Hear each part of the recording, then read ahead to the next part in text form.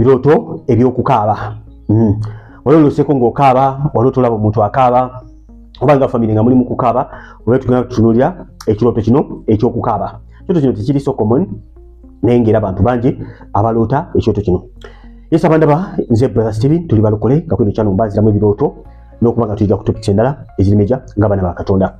Now, ekiroto kino ekyokukaaba bintu bibiri birina okuba ng'otunuulira. Ekisookera ddala, ani yabadde akaaba mu kirooto and nsonga ki gye yabadde akaabira mu kirooto and how are you related to that person? Kintu kikulu nnyo. Omuntu oyo omuyita otya? Yabadde maama wo, yabadde akaaba, gwe wabadde okaaba, yabadde mukwano gwo, yabadde taata wo, yabadde muganda wo, yabadde bbaawo, yabadde mwana wo. So kikulu nnyo mukwano gwange okuba ng'otegeera ani yabadde akaaba, omuntu omuyita otya, ate n'ekirala kiki yabadde akaabira exactly. Okay? Kikulu nnyo kubanga kukutambulira amakulu g'ekirooto kino. Now, osobola okulota nga gwe kennyini olaba okaaba. Nsonga ki gy'obadde okaabira mu kirooto? Kugamba ekintu kikulu nnyo ddala okuba ng'omasteringa ensonga gy'obadde okaabira mu kirooto. Perhaps Mukama Katonda alina kyakuwoningako ekigenda okuba nga kireeta ennaku mu bulamu bwo.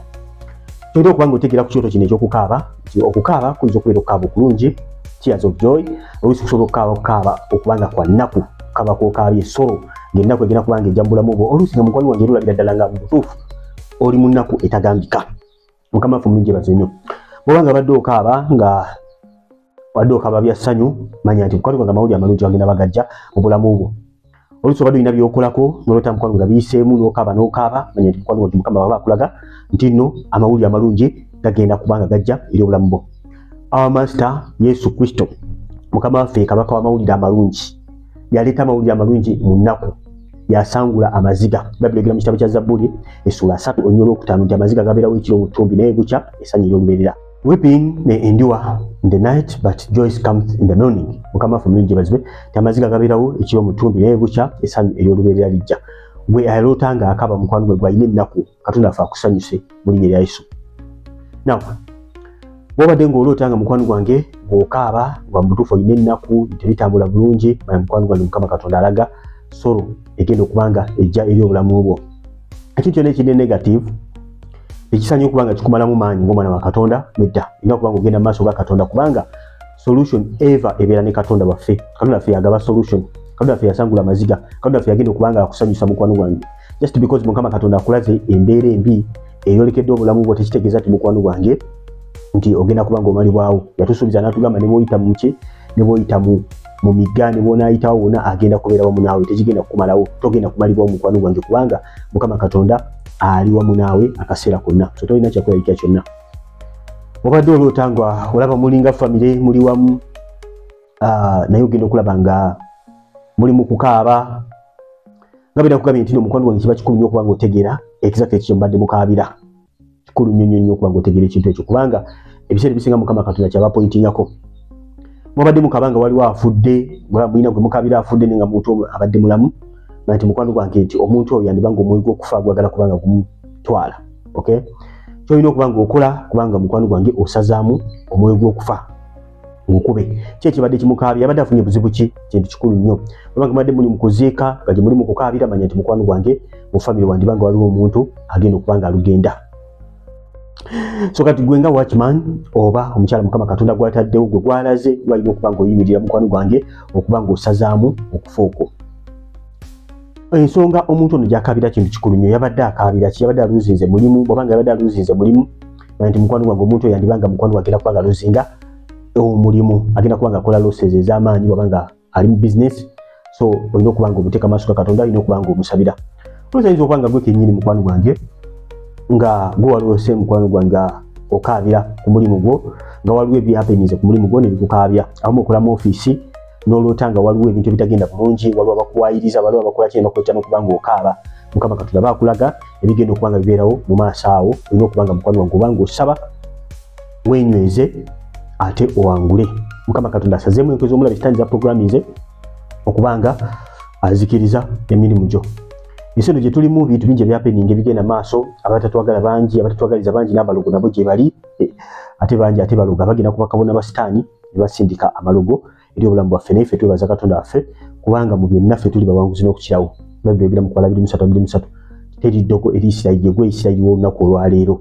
Mukama yeebazibwe nnyo. So bote ekyoto kino ekyokukaaba tosanye kubanga weeralikirira. Waliwo abalala olota ng'okaabira Katonda. Mukama yeebazibwe nnyo. Okaabira Katonda olimu wekanga mu kirooto oli mu kukaabira Mukama oli mu kusaba oli mu kubanga okwola Katonda. Ekyo kitegeeza ki? Kyo kiba kiraga mukwano gwange embeera gy'erimu weetaaga Mukama. Okay? Oluusi oli mu bizibu bingi n'otekirooto nga kino mukwano gwange manya nti kyolina okubanga okola kubanga okaabirira Katonda yagenda okubanga akuyamba. Tewali agenda kuyamba mulala okujja ku Katonda. Katonda we yagenda okubanga akuyamba. So olota ng'obadde okaabirira Katonda kaba kaseera kalungi okubanga weeyawulako maaso ga Katonda obe ng'oconcentrating okubanga omunoonya kubanga Mukama Katonda bagenda kuwa solution. Fenga abaana ba Katonda tudipendinga ku magezi gaffe, tudipendinga ku mikwano gyaffe. Abantu bonna Mukama baatuleetedde okutuyamba, batuyamba naye nga bonna biyita mu Katonda, byonna biyita Mukama Katonda waffe yalungamya amagenda gaffe ng'abaana be. Osooka otangula omwana wo ali mu kukaaba, olwo omwana wo ali mu kukaaba. Abamu oli ku kyeyo, oli mu kukola naye olota omwana wo ali mu kukola ki? Ali mu kukaaba.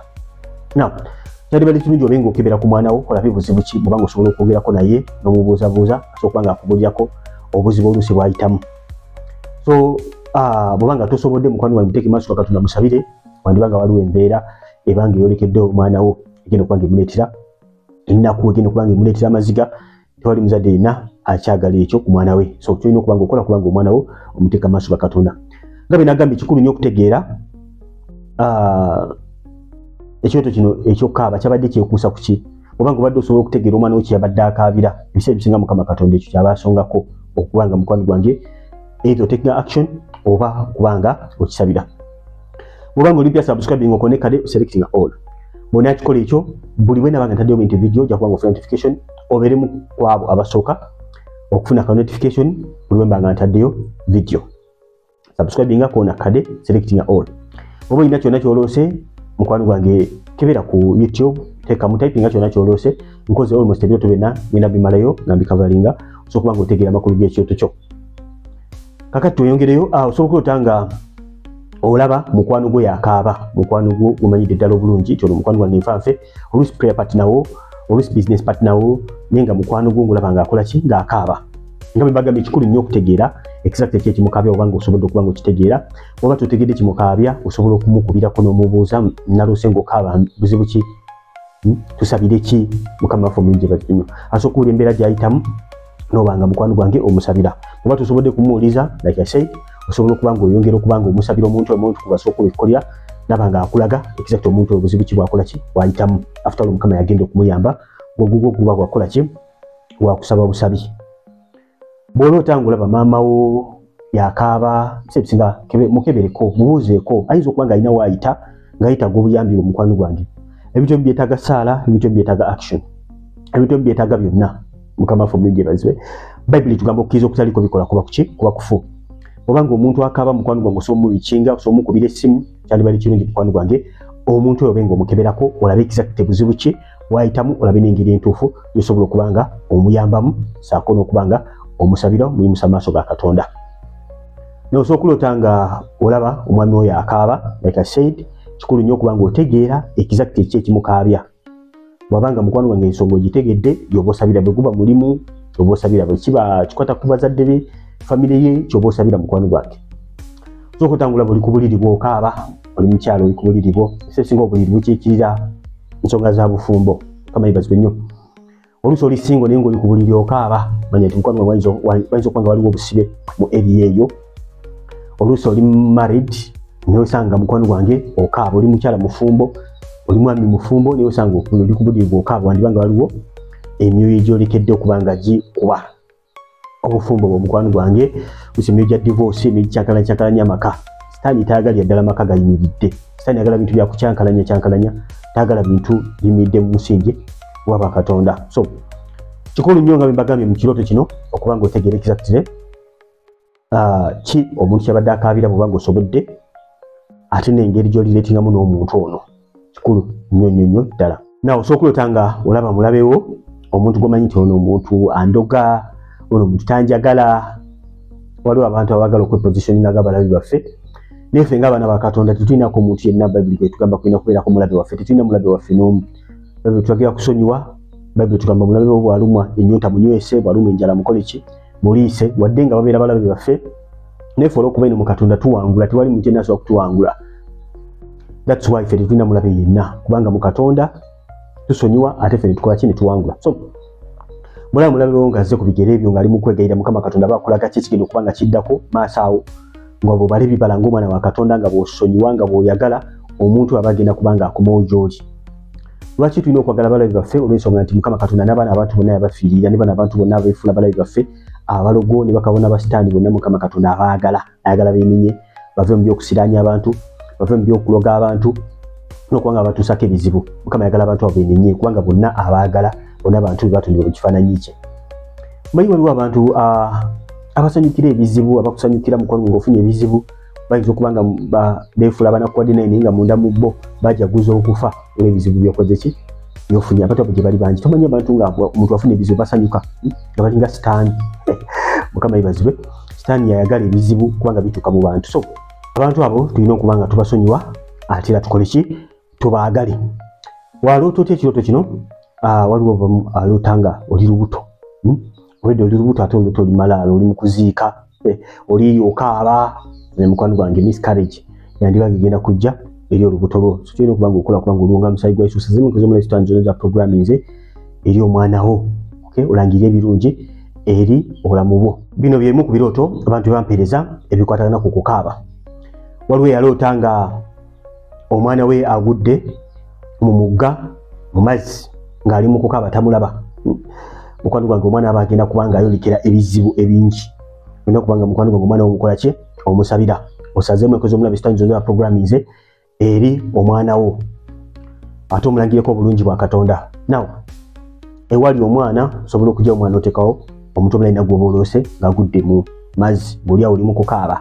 Okay, waliwo yaloota nga ku mulimu gwe laptop bagibbye ng'ali mu kukaaba. Laptop tagiraba mu ofiisi gy'akolera ng'ali mu kukamanya. Mukwano gwange ebizibu byolekedde omulimu gwo, oba oli awo nawe kennyini oyinza okukutwaliramu n'ogobebwa ku mulimu wanoluzinga emirimu gyo. Mukama waffe omulungi yeebazibwe nnyo. Waliwo yaloota ng'alaba omuntu agudde eddalu ng'ali mu kumukaabira. Ekiseera omuntu okugwa eddalu babeera bamuluze. Libeera ddogo eriba lisindikiddwa omuntu oyo okuva mu bakabona ba sitaani. So tulina okuba nga okola omuntu omuwo nga musaayi gwa Yesu kubanga omusabira n'osazaamu eddogo nga kyandika Omukola 23:23 kiteri ddogo eri Isirayiri. Omuntu yenna gw'oloota mukwano nga agudde eddalu ebiseera bisinga libeera ddogo. N'okuba nga omuteeka amaaso ga Katonda omusabire. Waliwo yaloota nga omuntu sente zimubuzeeko, someone has lost money, ng'ali mu kuba nga amukaabirako. Nti mukwano gwange omuntu agenda kuba nga aluzinga nnyo ddala mu bizinesi agenda kuba nga aluzinga emirimu gye. Olina okuba nga omuteeka amaaso ga Katonda omusabire. Nosoma ebirooto byangu nnyo kasita otegeera amakulu g'ekirooto nti kuloota ng'okaaba kisinziira was it tears of joy oba yabadde soro n'ononyawo ekiteeka then n'omanya exactly omuntu ono yabadde akaabira ki n'otegeera amakulu gaki g'ekirooto. Kikulu nnyo Mukama Katonda wayogera n'otegeera. Okay, kubanga kisobokera ddala Mukama Katonda okwogera ate n'okola ki n'otategeera n'obeera awo ng'oli puzzled. Obutategeera bwe tekitegeeza nti ebintu bigenda kutuukawo. Nedda, ebintu bigenda kutuukawo whether otegedde whether tokoze ki totegedde. Babbi egamba abantu bange bazikirira olw'okubula okumanya. Kati kikulu nnyo okutegeera amakulu g'ebirooto mukwano gwange by'oloota. So waloose ebintu biri bitya? Waloose olina gw'okaabira. Manyi ne Mukama waffe Yesu alina gwe yakaabira. Bamutwala ku ntaana ya Laazaalo nga bamuziisa amazeemu ennaku 4. Yesu yakaaba amaziga. Ne bwe yamala okukaaba n'akaabira Laazaalo n'avaako ekyamagero kyakola n'ayitayo Laazaalo mu ntaana n'avaayo. So mukwano gwange wabadde okaabira ani mu kirooto? Muzaddewo oluusi kwadde okaabira ng'afudde, oluusi n'okukaaba, oluusi ozukka n'ozukka nga mutuufu n'amaziga gakuyiseemu agaddala gakuyiseemu. So manya mukwano gwange kyolina okuba ng'okola. Yesu we bali kukaaba kirooto ne kakati mukwano gwange lwana olutalo. Tokkiriza kubeerawo ng'otula butunuzi kwebuuza kandabe kigenda kuba kitya. Mukama waffe omulungi yeebazibwe. Mukama baakulaze yimirira obenga olwana olutalo obenga okola ki owangula. Ekyoto kino wakirooto otya mukwano gwange? Tubulire, teeka mu comment section engeri gye walootamu ekyoto kino na biki ebyakutuukako ng'omaze okuloota kirooto kino ekyokubanga okaaba. Naye nga bwe mbagambye nti ekyoto kino ekyokukaaba kisinziira obadde okaaba lwa ssanyu obadde okaaba lwa nnaku. Obadde okaaba lwa nnaku manya nti mukwano gwange olina okuba ng'osazaamu enkozi omulabe sitaani za programming mu bulamu bwo n'abo mukwano gwange abakwetoolodde. Ekibanga kibadde kya ssanyu ekinyweza nyongera okuba ng'okisabira okuba nga kimanifestinga mu bulamu bwo. Nakola video kwatagana ku biroto ebiraga nti no ebiro bye bituse. Okay, bino bya nnaku mbadde njogera ko nako lwaleero kulotanga okaaba sometimes kibeera associated n'essanyu sisa ku kyoto ky'ekifaananyi. Kona wano waggulu ojja kuba ng'olaba ka video akalaga ebiroto ebiraga amagenda go kigatuuse abalaga nti ebiro bibikoze ki ebiro bye bituuse. Kona waggulu ojja kuba ng'okalaba. Ebikono bagala nnyo bakiyita Chosen Generations Brother Steven tuli balokole kwenye channel baziramu ebiroto n'okuddamu n'okuyigiriza ku topics endala eziri major. Mbere bulungi mweraba.